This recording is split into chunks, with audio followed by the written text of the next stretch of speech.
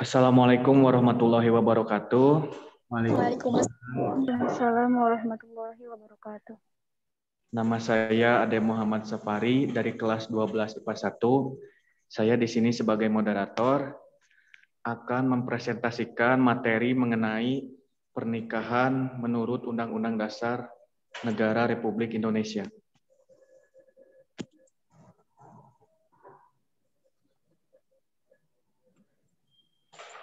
Menimbang bahwa sesuai dengan falsafah Pancasila serta cita-cita untuk pembinaan hukum nasional, perlu adanya undang-undang tentang perkawinan yang berlaku bagi semua warga negara. Dan mengingat pasal 5 ayat 1, pasal 20 ayat 1, pasal 27 ayat 1, dan pasal 29 Undang-Undang Dasar 1945, ketetapan Majelis Permusyawaratan Rakyat nomor 4 MPR tahun 1983 dengan persetujuan DPR memutuskan dan menetapkan undang-undang tentang perkawinan. Pembahasan selanjutnya akan dilanjutkan oleh teman saya, Fahri. Saya akan menjelaskan bab 1 dasar perkawinan. Pasal 1. Perkawinan ialah ikatan lahir batin antara seseorang pria dengan seorang wanita sebagai suami istri dengan tujuan membentuk keluarga atau rumah tangga yang bahagia dan kekal berdasarkan ketuhanan yang Maha Esa. Lalu pasal 2. Perkawinan adalah sah apabila dilakukan menurut hukum masing-masing agamanya dan kepercayaan itu. Tiap-tiap perkawinan dicatat menurut undang-undangan yang berlaku. Lalu pasal 3. Pada asasnya dalam suatu perkawinan, seorang pria hanya boleh mempunyai seorang istri. Seorang wanita hanya boleh mempunyai seorang suami. Pengadilan dapat memberi izin kepada seorang suami untuk beristri lebih dari seseorang apabila dikehendaki oleh pihak yang bersangkutan. Dan pasal 4 akan dijelaskan oleh saudari saya.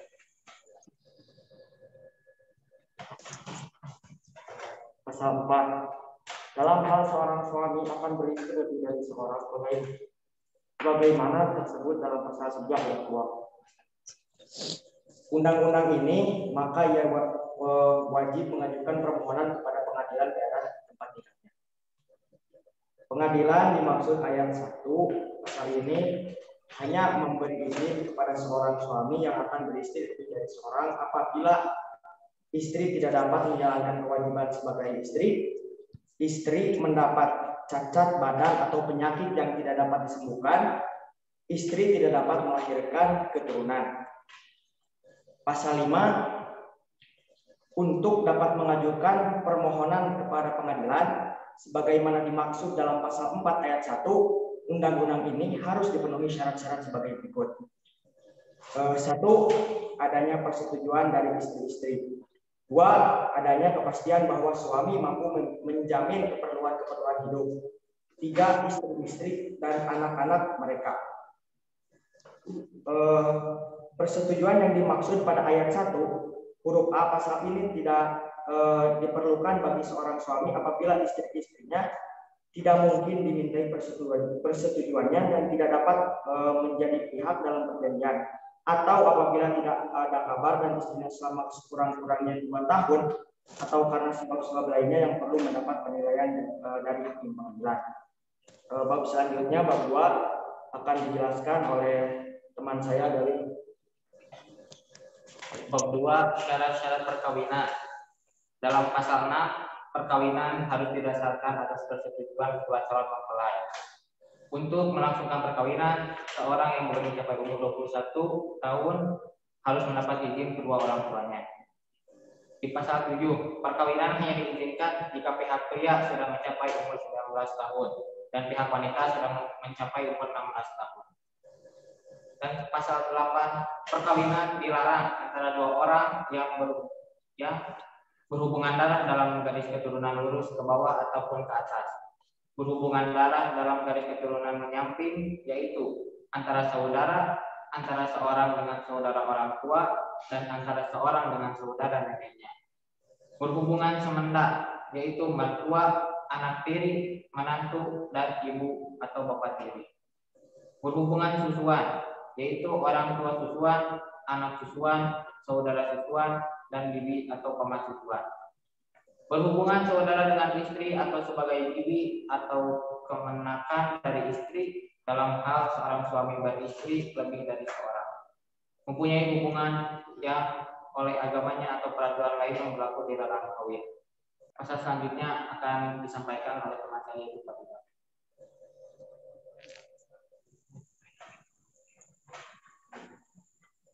Pasal 9, seorang yang masih terikat tali perkawinan dengan orang lain tidak dapat kawin lagi, kecuali dalam hal yang tersebut pada pasal 3 ayat 2 dan pasal 4 undang-undang ini. Pasal 10, apabila suami dan istri yang telah cerai kawin lagi satu dengan yang lain dan bercerai lagi untuk kedua kalinya, maka di antara mereka tidak boleh dilangsungkan perkawinan lagi, sepanjang hukum masing-masing agamanya dan kepercayaannya itu dari yang bersangkutan tidak menentukan lain. Selanjutnya saya serahkan kepada Ahmad. Pasal 11, bagi seseorang wanita yang putus perkawinannya berlaku jangka waktu tunggu. Tenggang waktu jangka waktu tunggu tersebut ayat 1 akan diatur dalam peraturan pemerintah lebih lanjut. Pasal 12, tata cara pelaksanaan perkawinan diatur dalam peraturan perundang-undangan tersendiri. Sekian presentasi dari kelompok kami. Mohon maaf bila ada kesalahan maupun kekurangan dalam tugas kami kali ini. Mohon bimbingannya berupa kritik dan saran. Sebelum saya tutup, apakah dari teman-teman sekalian ada yang mau menambahkan materi dari kami? Silahkan.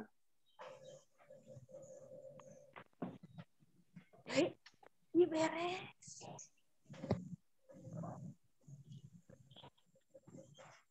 Ada yang mau menambahkan dari teman-teman semua?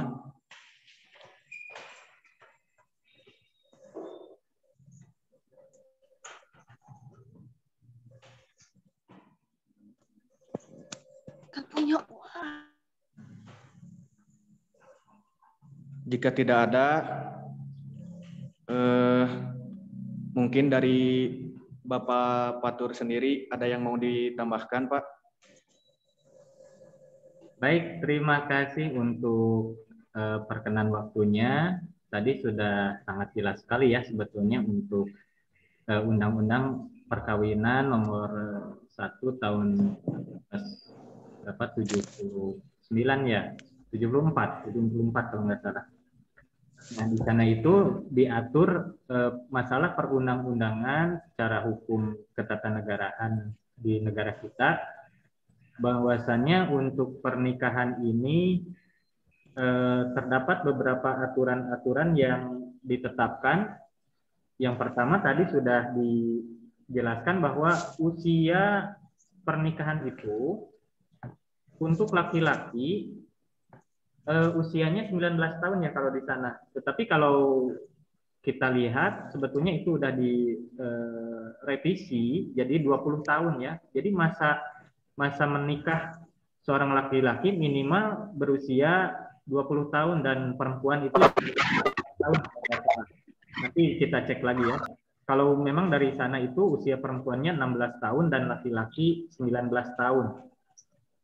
Nah, ini menjadi penting sekali karena ketika kita memahami sebuah peraturan atau istilah lainnya regulasi ya dari sebuah pernikahan, maka secara hukum akan ada perlindungan.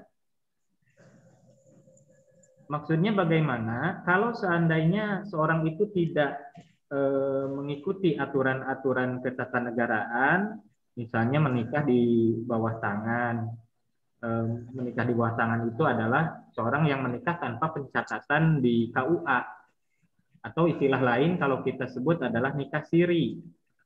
Nah, nikah siri itu memang secara agama hukumnya sah. Akan tetapi dalam ketetapan hukum tidak akan ada perlindungan hukum di sana itu. Jadi ketika ada permasalahan ke depannya kemudian mengajukan gugatan atau ya semacam masuk ke persidangan, itu tidak dilayani. Kenapa? Karena tidak ada pencatatan di KUA. Artinya secara hukum nikahnya itu tidak sah. Tapi secara hukum ya, bukan secara Islami. Kalau di Islam itu memang sah tanpa ada pencatatan, tetapi nikahnya termasuk nikah siri.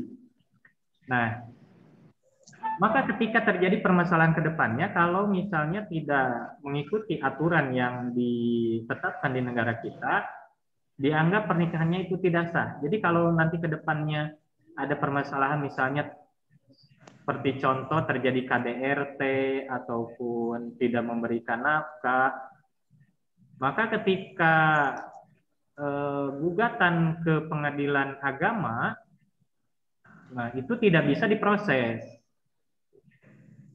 Dikarenakan secara hukum itu tidak sah. Jadi kalau ada kasus seperti itu, ada KDRT dalam rumah tangga tetapi tidak terdaftar di KUA pas nikahnya, maka tidak bisa menggugat ke pengadilan agama, melainkan ke pengadilan umum saja. Gitu ya. Jadi ada perbedaan antara peradilan di kita, ada yang khusus menangani dalam bidang agama, maka pengadilannya pengadilan agama, dan ada yang umum, maka itu juga pengadilannya umum sifatnya ya. Dan pelanggaran-pelanggaran dalam pernikahan kalau bukan KDRT berarti itu administrasi. Nah, maka secara hukum itu ada dua ya, kasus itu ada kasus pidana, ada kasus perdata. Nah, undang-undang yang tadi itu yang mengurusi pernikahan adalah undang-undang perdata. Jadi perdata itu hanya sebatas administrasi. Kalau pidana itu biasanya terjadi sebuah kekerasan ataupun misalnya terjadi yang berhubungan dengan fisik, nah itu disebutnya pidana. Kalau perdata itu administrasi. Jadi undang-undang perlindungan atau undang-undang perkawinan itu melindungi segenap suami maupun istri dalam hal perkawinan. Nah, ini sangat penting untuk diketahui ya, sehingga nanti kita akan paham kalau terjadi permasalahan dalam rumah tangga itu, maka urusan peradilannya nanti diserahkan ke pengadilan agama, dan pasti setiap wilayah itu memiliki kantor urusan agama atau KUA yang mana di dalamnya itu terdapat Bapak Lebe, kemudian Bapak Naib, termasuk kepala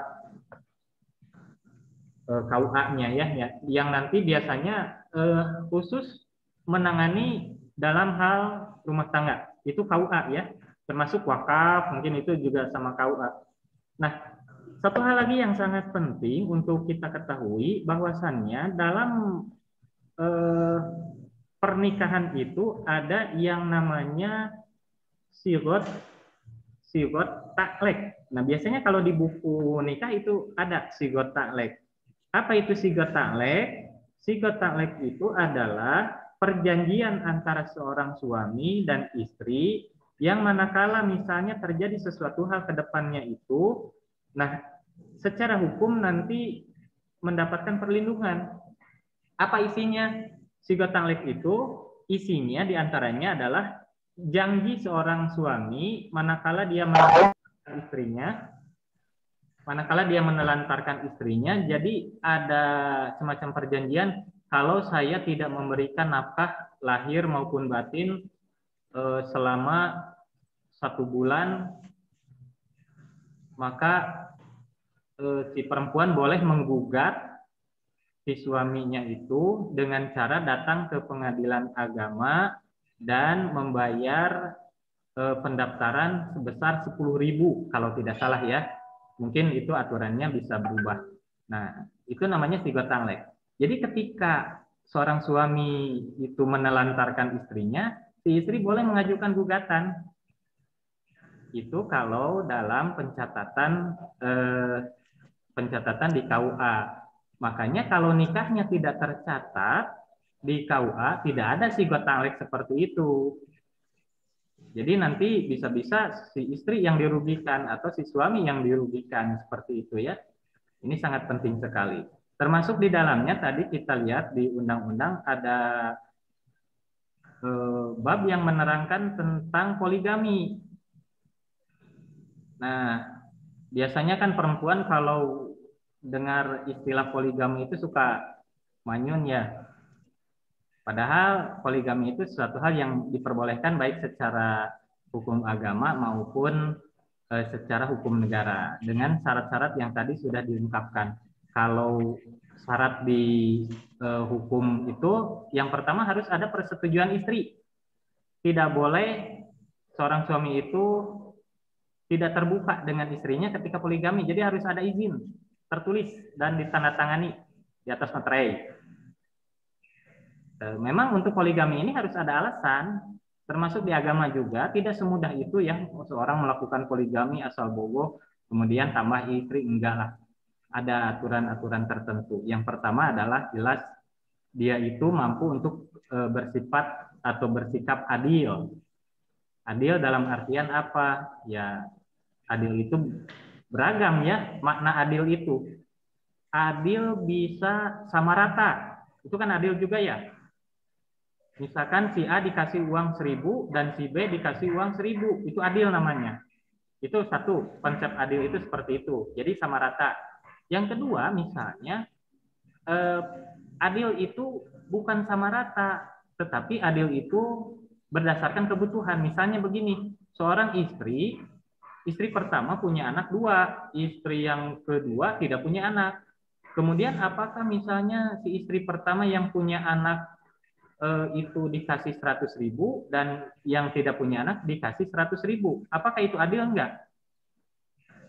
Tidak, kan ya? Karena apa? Kebutuhannya berbeda. Nah, dalam hal ini adil itu bukan sama rata, berarti berdasarkan kebutuhan. Nah, jadi konsep adil itu tidak, definisinya tidak satu ya, banyak sekali. Atau adil itu yang ketiganya misalnya dikatakan adil kalau diperlakukannya justru secara berbeda. Nah, itu adil juga. Kalau dia punya anaknya 8 dan punya yang satunya lagi tidak punya anak, maka istri yang pertama dikasih pembantu, yang kedua tidak. Secara definisi, kalau adilnya dianggap sebagai sama rata, berarti itu tidak adil. Ya, tetapi karena kebutuhan yang berbeda, maka dibedakan itu adil dalam paham bahwa kebutuhan yang berbeda, maka dia mendapatkan pelayanan yang berbeda pula. Nah, itu namanya adil. Kemudian hal-hal yang diatur dalam undang-undang tersebut adalah adanya harta bersama atau harta gonogini. Apa itu harta gonogini? Begini ya, ketika seorang itu menikah, maka ada pengaturan harta. Ini harus diketahui oleh semuanya. Jadi definisi harta gonogini itu apa? Yang pertama, dalam Islam yang dimaksud dengan harta gonogini adalah harta yang dibangun bersama. Misalnya begini, saya mau membangun rumah. Kemudian istri saya juga punya uang. Kata saya, Bu, tolong dibantu ya. Bapak nih mau bangun rumah, kita kekurangan modal. Oh iya Pak, nanti saya punya uang beberapa, nanti kita kerjasama saja lah untuk membangun sebuah rumah. Iya. Maka kan istri saya punya andil. Nah, berapa yang dia berikan untuk saya uang tersebut? Misalnya 100 juta. Nah, maka harta yang ada di rumah tersebut karena dibangun secara bersama, maka ada bagian istri di sana. Itu namanya harta gonogini. Jadi harta gonogini itu adalah harta bersama istri dan suami, yang mana istri ikut membantu dalam membangun ataupun kontribusi dalam kehidupan rumah tangga. Misalnya istri membeli TV, membeli kulkas, nah itu mutlak hak istri. Itu mutlak hak istri ya. Jadi harta istri ketika suaminya nanti meninggal dunia, maka itu tidak masuk ke dalam tirkah, ke dalam harta warisan, melainkan harta istri saja. Itu persepsi yang pertama ya. Yang kedua, secara hukum di tata negara kita, bahwa yang dimaksud dengan harta gonogini itu adalah harta yang dimiliki oleh seorang istri ketika menikah atau ketika sah menjadi istri. Walaupun itu bukan mutlak hak harta istri. Nah, ketika saya menikah dengan istri saya, maka istri saya itu mendapatkan bagian gonogini, walaupun rumah misalnya saya yang beli, maka istri saya punya hak gonogini di sana. Jadi pembagiannya bagaimana? Nanti pembagiannya tergantung dari kesepakatan musyawarah. Misalnya kalau di sidang, ketika bercerai misalnya, maka si istri minta harta gonogini. Nah, gonogini ini dari mana? Ya dari persentase kesepakatan secara musyawarah atau diputuskan oleh hakim. Walaupun bukan itu mutlak hartanya harta suami. Saya beli rumah misalkan 200 juta. Itu uang dari saya semua misalnya. Nah, kemudian ketika saya contohnya atau orang lainnya contohnya seorang itu punya rumah, beli rumah, seorang suami beli rumah 100 atau 200 juta, kemudian dia itu bercerai atau meninggal dunia, maka si istri itu mendapatkan bagian gonogini. Pan Pak, si istri nage ikut campur, dia tidak kontribusi ikut membeli gitunya masihan artos, pan eta mah artos sadayana ti suamina. Nah, kalau dalam hukum tata negara itu si istri mendapatkan bagian gonogini. Kenapa? Karena selama dia dihukumi istri secara sah, maka dia kan mendapatkan mendapatkan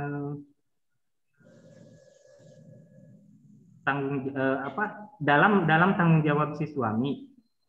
Jadi istri harus dinafkahi. Nah, itu diantaranya si istri kan kalau sudah menikah harus diberikan pakaian yang layak, tempat tinggal yang layak, kemudian makanan juga yang layak, sandang, pangan, papan itu harus disediakan oleh suami. Walaupun belum punya rumah, ya yang penting harus ada tempat tinggal. Mau ngontrak mau tinggal dulu sama mertua atau apapun, yang penting si istri itu tidak ditelantarkan. Itu maksudnya. Nah, kalau misalnya beri rumah, maka si istri punya bagian, walaupun tidak menggunakan harta si istri, tapi mutlak harta suami. Nah, itu ada bagian gonogini. Atau harta bawaan. Misalnya istri punya harta ya, karena misalkan orang tuanya meninggal dunia, kemudian dia membawa warisan, nah maka itu mutlak harta istri. Harta istri. Dan harta istri itu tidak bisa diganggu gugat oleh suami. Tidak boleh ya. Kecuali memang kalau ada izin dari istrinya.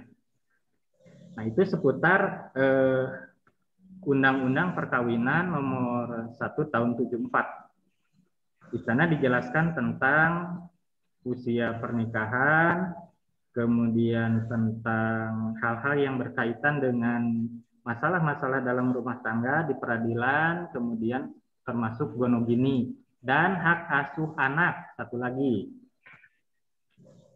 Jadi ketika seorang suami atau istri bercerai,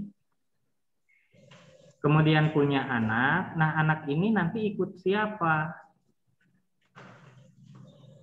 Yang pertama, kalau anaknya itu di bawah 5 tahun, katakanlah masih menggantung kepada ibunya, maka itu menjadi hak si ibu. Ya, pengasuhan itu. Hak pengasuhan itu oleh si ibu. Kemudian kalau sudah dewasa bagaimana? Nah, kalau sudah dewasa, si anak disuruh memilih mau tinggal sama ayah ataupun mau tinggal sama ibu. Terserah, gitu. Terserah dari keinginan si anak tersebut. Jadi bebas. Dan biasanya ya kita bisa lihat di berita-berita apakah artis atau siapapun yang mempermasalahkan hak asuh anak ya, biasanya sampai persidangan memperebutkan asuh anak. Nah, itu diaturnya dalam undang-undang tersebut. Mungkin sebagai tambahannya supaya dimengerti bahwasannya seorang yang menikah secara sah, baik secara hukum tata negara di negara kita maupun secara agama, itu mendapatkan perlindungan hukum. Dan sekarang ini kita sudah masuk ke ranah hak asasi manusia, jadi tidak boleh ada KDRT dalam rumah tangga. Istri misalnya disakiti secara fisik, itu tidak boleh. Maka kalau terjadi hal semacam itu, si istri boleh lapor kepada KUA gitu, terlebih dahulu, kalau baik lapor. Jadi dalam hal ini untuk penanganan dalam bidang rumah tangga, yang pertama bisa dicarikan solusinya bersama lebek. Ya, itu dalam rumah tangga. Kemudian selain daripada itu, tidak ada kekerasan dalam rumah tangga, tetapi tidak harmonis. Misalnya bogongan dipikir-pikir gitu tuh maju-maju hirup teh misalkan besan gitu rumah tangga teh, maka itu juga boleh dipertimbangkan secara bermusyawarah dengan KUA. Atau suami ingin menceraikan istri tapi istrinya tidak mau, nah itu juga diatur di undang-undang tersebut. Nah, jadi perlindungan dalam rumah tangga itu sudah sangat jelas kiranya di undang-undang tersebut. Jadi ketika Anda misalnya ke depannya nanti berumah tangga, maka binalah sebuah hubungan rumah tangga itu dengan baik. Kalau ada hal-hal yang misalnya tidak mengenakan, nah itu bisa dicarikan solusi alternatifnya, apakah dengan musyawarah ataupun gugatan-gugatan ke pengadilan agama. Ini merupakan salah satu perlindungan bagi tiap individu dalam berkehidupan di negara Indonesia. Nah, mungkin itu yang bisa saya tambahkan, atau mungkin bagi Anda yang justru penasaran mau bertanya ataupun menambahkan juga silakan. Kalau masih belum jelas atau ada yang mau ditanyakan juga silakan.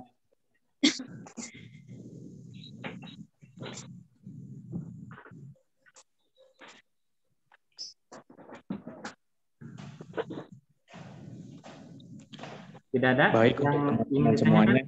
Oke, kalau tidak ada yang ingin ditanyakan, saya kembalikan ke moderator ya dari kelompok 4. Terima kasih. Kepada Bapak Fatur, terima kasih atas pembahasan tambahannya yang sangat melengkapi pembahasan presentasi kami dari kelompok kami kali ini. Izinkan saya sebagai moderator untuk menutup presentasi kami pada kali ini. Terima kasih atas perhatiannya. Wassalamualaikum warahmatullahi wabarakatuh. Waalaikumsalam warahmatullahi wabarakatuh. Baik, terima kasih untuk kelompok 4 yang sudah sangat jelas tadi memaparkan tentang undang-undang pernikahan atau undang-undang perkawinan ya, istilahnya bukan undang-undang pernikahan, tapi undang-undang perkawinan.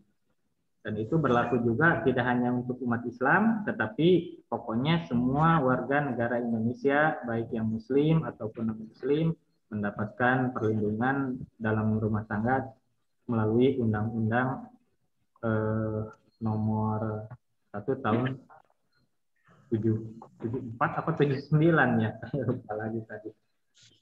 Nyimaknya sambil presentasinya. Baik, sebelum kita ditinggalkan oleh kelompok 4, kita berikan applause dulu untuk kelompok 4 ya. Sudah sangat bagus sekali.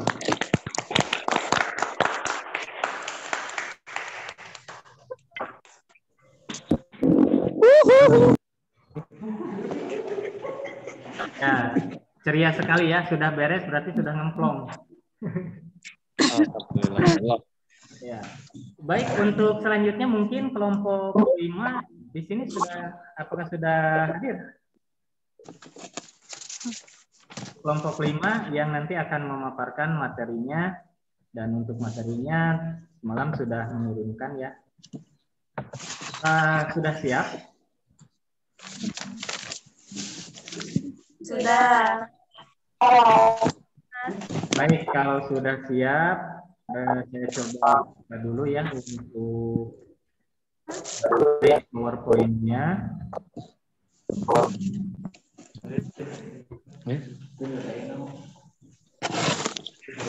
Dan jangan lupa ya untuk presensi atau kehadiran bisa lewat chat saja di sini ya.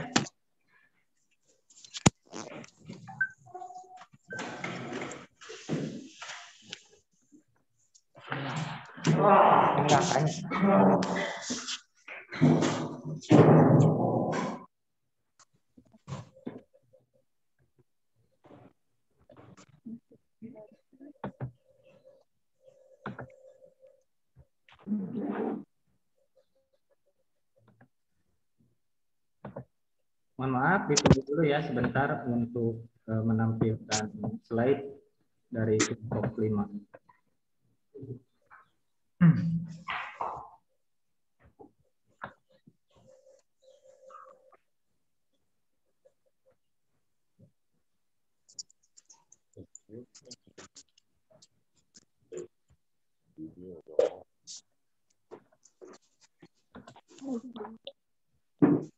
Ya, mohon maaf, izin share dulu ya. Apakah kelompok 5 yang ini untuk slideshow-nya? Hak dan kewajiban suami istri, betul? Baik, kalau sudah benar, silahkan dibuka dulu ya. Anda punya waktu untuk memaparkan materi. Silahkan untuk moderatornya, waktu dan kesempatan saya persilakan.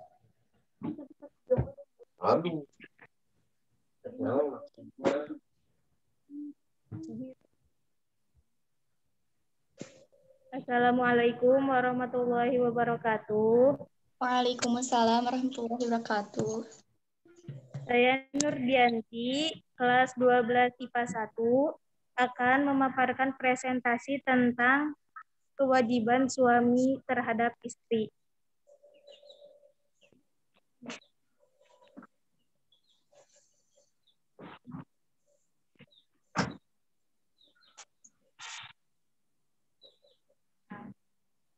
Kewajiban suami terhadap istri ada 2 macam, yaitu kewajiban yang bersifat materi yang disebut nafkah.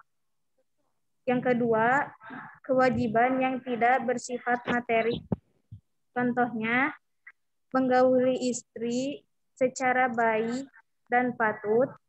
Suami wajib mewujudkan kehidupan pernikahan yang diharapkan Allah untuk terwujud, yaitu sakinah, mawadah, warahmah, dan mendidik istri merupakan kewajiban suami. Selanjutnya akan dibacakan oleh teman saya. 2. Kewajiban istri terhadap suami. Yang pertama, menggauli suami secara layak dengan kodratnya. 2. Taat dan patuh kepada suami. 3. Menjauhkan diri dari segala sesuatu perbuatan yang tidak disenangi oleh suaminya. 4. Mengatur rumah tangga dengan baik. 5. Menghormati keluarga suami. Selanjutnya akan dibacakan oleh teman saya.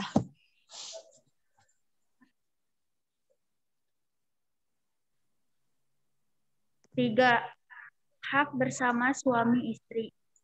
1. Timbulnya hubungan suami dengan keluarga istrinya dan baiknya hubungan istri dengan keluarga suaminya. Yang kedua, suami istri dihalalkan saling bergaul, mengadakan hubungan seksual. Yang ketiga, haram melakukan perkawinan. Yang keempat, hak saling mendapat warisan akibat dari ikatan pernikahan yang sah. Yang kelima, keduanya wajib berperilaku yang baik. Selanjutnya, teman saya. Yang keempat, kewajiban bersama suami istri. 1. Memelihara dan mendidik anak keturunan yang lahir dari perkawinan tersebut. 2. Memelihara kehidupan rumah tangga yang sakinah, mawadah, dan warahmah. Selanjutnya akan dibacakan oleh teman saya.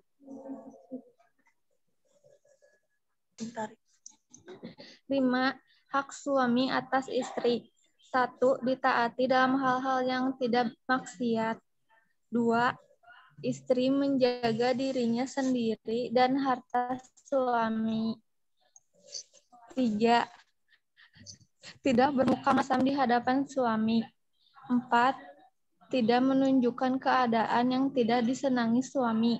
5. Menjauhkan diri dari mencampuri sesuatu yang dapat menyusahkan suami.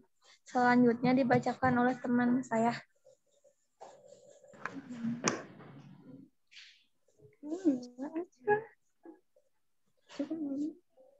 Yang terakhir, 6. Hak istri atas suami. 1. Hak-hak kebendaan. A. Mahar atau mas kawin adalah harta pemberian wajib dari suami kepada istri. B. Nafkah adalah mencukupkan segala keperluan istri.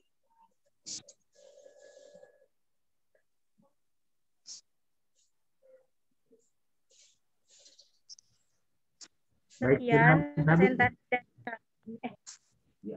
Apakah ada yang ditanyakan?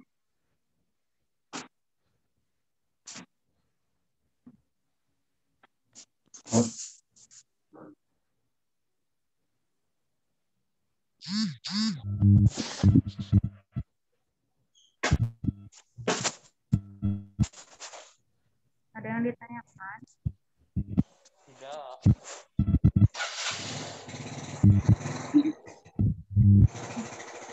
Tidak. Tidak. Tidak.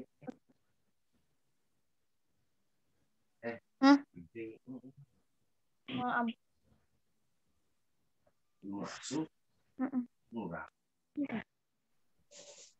Baik, barangkali tidak ada yang ingin ditanyakan. Izin untuk menambahkan ya untuk kelompok 5. Ya, tadi sudah sangat jelas sekali ya dipaparkan tentang kewajiban suami maupun kewajiban istri. Nah, kita harus paham bahwasannya dalam hubungan rumah tangga ini merupakan sebuah bangunan yang di dalamnya terdapat hak dan kewajiban. Hak suami merupakan kewajiban istri dan hak istri adalah kewajiban suami. Jadi kedua-duanya ini memiliki peran yang sangat luar biasa dalam rumah tangga. Manakala suami tidak melaksanakan kewajiban sebagai seorang suami, maka itu menjadi permasalahan dikarenakan hak-hak istri misalnya tidak dipenuhi. Begitu. Jadi sebaliknya, kalau istri tidak melaksanakan kewajiban, berarti ada hak-hak suami yang tidak dijalankan. Nah, perlu kita ingat untuk para calon bapak-bapak, calon suami yang ada di sini bahwasannya Anda sebagai seorang laki-laki memiliki peran yang sangat luar biasa. Apapun yang terjadi kepada seorang istri itu adalah tanggung jawab suami. Di antara tanggung jawab atau kewajiban suami itu adalah memberikan pemahaman atau pendidikan ya dalam hal kehidupan bagi seorang istri. Kalau seandainya seorang istri itu durhaka kepada seorang suami ataupun ya durhaka, itu yang dipertanggungjawabkan adalah suaminya. Walaupun misalnya si istrinya itu, mohon maaf, contoh istrinya selingkuh. Nah, kenapa bisa selingkuh seperti itu? Berarti suami benar nggak ngurusnya? Gitu. Tetap yang disalahkan itu suami. Kenapa? Karena memang itu tanggung jawab suami memberikan pemahaman, memberikan pendidikan dalam hal kehidupan itu adalah kewajiban suami. Maka dalam hal ini istri ketika tidak mendapatkan pendidikan yang layak, gitu ya, maka yang terjadi adalah kesalahan suami. Jadi mau bagaimanapun tetap seorang laki-laki itu harus bertanggung jawab penuh baik terhadap istrinya, baik terhadap anaknya dalam hal memberikan pendidikan yang layak. Pendidikan itu bukan berarti menyekolahkan ya, melainkan memberikan arahan-arahan, nasihat dan lain sebagainya baik kepada istri maupun kepada anak. Mutlak itu semua adalah tanggung jawab suami. Kemudian selain daripada itu, ya suami juga punya hak dari istri. Apa hak suami itu? Ya hak suami adalah dilayani itu oleh istri. Jadi kalau kita lihat, maka kewajiban suami itu wah banyak sekali ya. Dari mulai mengurus rumah tangga itu sendiri, memberikan nafkah baik lahir maupun batin kepada istri, kepada anak, termasuk kepada mertua dan ibu gitu ya. Mertua itu kan masih orang tua suami ya. Karena si perempuan atau si istri tersebut sudah dinikahi, artinya si perempuan nanti punya kewajiban kepada suami. Nah, suami itu yang paling besar kewajibannya adalah pada mertua. Ingat ya, kewajiban yang paling utama bagi seorang laki-laki itu kepada mertua. Yang kedua adalah kepada ibu bapaknya. Kenapa kepada mertua? Karena ya kan budaknya geus dipaoknya. Ku suami saya itu sudah dipaok. Nah, si istri tersebut tidak punya tanggung jawab lagi kepada ibunya, kepada bapaknya. Maka yang lebih bertanggung jawab adalah suaminya. Ngerti? Nah, disinilah letak keadilan dalam Islam diatur seperti itu. Jadi seorang suami itu kewajiban yang paling utama ya kalau ke orang tua itu adalah kepada mertua. Jangan sampai kita ini menganggap mertua itu orang lain. Justru orang tua itu adalah lebih daripada orang tua kita sendiri. Kalau kita tahu kewajiban kepada orang tua sendiri itu seperti itu, bagaimana layaknya seorang anak kepada ibu ataupun bapak, nah apalagi kepada mertua. Paham ya? Nah ini juga sama bagi seorang perempuan yang lebih utama adalah pada suami. Jadi itu tanggung jawab suami sangat banyak sekali. Tanggung jawab istri apa? Ya tanggung jawab istri cuma melaksanakan apa yang dilakukan oleh suami, yang diperintahkan suami. Cukup itu saja. Iya, nggak ada yang lain, nggak ada gitu. So, artinya apa? Kewajiban-kewajiban dalam rumah tangga itu diatur dan menjadi tanggung jawab suami. Apa saja contohnya? Contoh nih, mohon maaf, menyusui anak. Tanggung jawab siapa? Tanggung jawab suami. Kenapa? Karena menafkahi itu tanggung jawab siapa? Tanggung jawab istri, tanggung jawab suami. Tanggung jawab suami. Menyusui anak itu adalah tanggung jawab suami. Ya gimana atau suami mah nggak bisa menyusui. Nah, maka dalam hal ini kalau dulu kan di Arab biasa ada orang tua asuh ya yang khusus menyusui anak. gitu. Jadi dibayar. Jadi istri boleh meminta upah kepada suami untuk menyusui anaknya sendiri. Loh, kenapa seperti itu? Ya saya tidak punya tanggung jawab untuk memberikan nafkah, yang harus memberikan nafkah kan suami. Saya seorang istri. Ya menyusui juga bukan tanggung jawab saya dong. Karena menafkahi tanggung jawab siapa? Tanggung jawab suami. Makanya saya minta bayaran untuk menyusui. Nah itu secara hukum boleh saja. Tidak salah. Kita dibayar untuk menyusui karena memang hak dari istri seperti itu. Paham ya? Karena menafkahi itu kewajiban suami, bukan kewajiban istri. Jadi istri kalau menyusui anaknya sendiri minta bayaran kepada suami ya nggak masalah gitu. Nggak masalah. Kan enak ya jadi istri mah. Masak, itu masak tanggung jawab siapa? Ya, tanggung jawab suami dong. Saya nggak bisa masak, itu nyuruh pembantu aja bayar, karena tidak ada seorang istri berkewajiban untuk memasak. Jadi istri itu dimuliakan saja tuh. Nyusul, ya sama juga tanggung jawab suami itu. Menerkan genteng, ya tanggung jawab suami juga. Istri nggak ada di sana harus menerkan genteng. Tidak, cuma sudah menjadi tanggung jawab suami. Yang menjadi tanggung jawab istri itu apa? Ya nurut sama suami. Itu saja iya. Cek suami teh, nyai benar kan kenteng? Oh ya, namun tarekel, naik udah saluhur gitunya. Cek suami teh, nyai wayah nanya nyusuh aya nama, oh tuh nyusuh, murana. Jadi, nah enaknya seorang istri itu tanggung jawabnya cuma satu, nurut aja sama suami. Tapi suami makan banyak tanggung jawabnya. Apa tanggung jawab istri? Ya nurut aja, cek suami teh, nyai ayo nama cara rapi ya itu kan kebetulan atunya ku istri teh asa keneh-kenehnya. Ya seperti itu ya, tanggung jawab istri itu nurut kepada suami. Tapi bukan artinya seorang istri itu dijadikan pembantu sama suami. Ingat, yang namanya membahagiakan seorang istri itu adalah kunci keberkahan dalam rumah tangga. Maka menurut Imam Hajar, bahwasannya seorang suami itu harus memuliakan istri sampai-sampai tiap helai rambutnya itu harus dihiasi dengan emas. Coba bayangkan, mahalnya seorang perempuan itu seperti itu. Dihargainya dalam Islam itu seperti itu, bukan disuruh-suruh. Pedah kudu nurut kepada suami. Ya benar kan?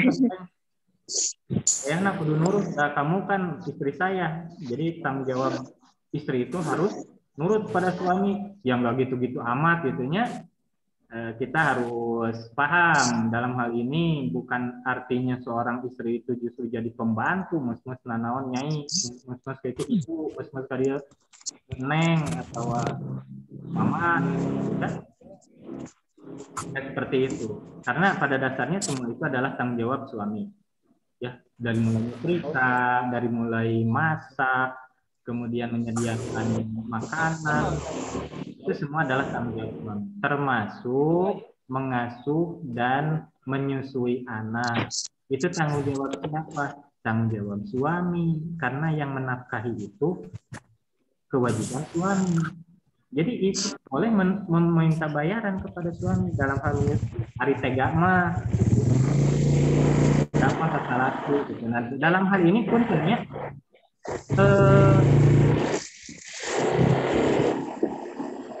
dalam hal ini hukum tidak mutlak. Maksudnya apa? Walaupun ada tanggung jawab suami dan istri seperti itu, tetapi hampir sejak dulu itu pelaksanaannya mungkin tidak ada. Contohnya apa? Contohnya begini. Dulu ketika zaman Nabi, bahwasannya menantu Nabi itu Sayyidina Ali bin Abi Thalib. Punya istri Siti Fatimah. Nah, Sayyidina Ali ini tidak punya pekerjaan. Jadi beliau itu susah cari pekerjaan itu, cari nafkah itu susah. Sampai-sampai Siti Siti Fatimah, istrinya itu memiliki pekerjaan menyulam baju. Mun urang mah meureunna ayeuna mah ngamute gitu nya. Tahu kan ngamute? Nah, kemudian setelah itu suka dibantu sama keponakannya itu, suka dibantu Siti Fatimah itu. Nah, satu saat kata Sayyidina Ali, kalau di bahasa Sunda keun mah nyai cing cenah aya artos teu kanggo naon Kang, ieu cenah lapar teu aya tuangan. Nah, ulang tah Siti Fatimah teh ari tos kitu teh kumaha. Kemudian beliau itu kusal-kusal karena sakuna, ya ternyata ada uang 6 dirham. Setelah itu beliau berkata, "Iya Kang, aya artos genep dirham hasil tina buburuk menyulam baju. Tapi ya teh ternyata kanggo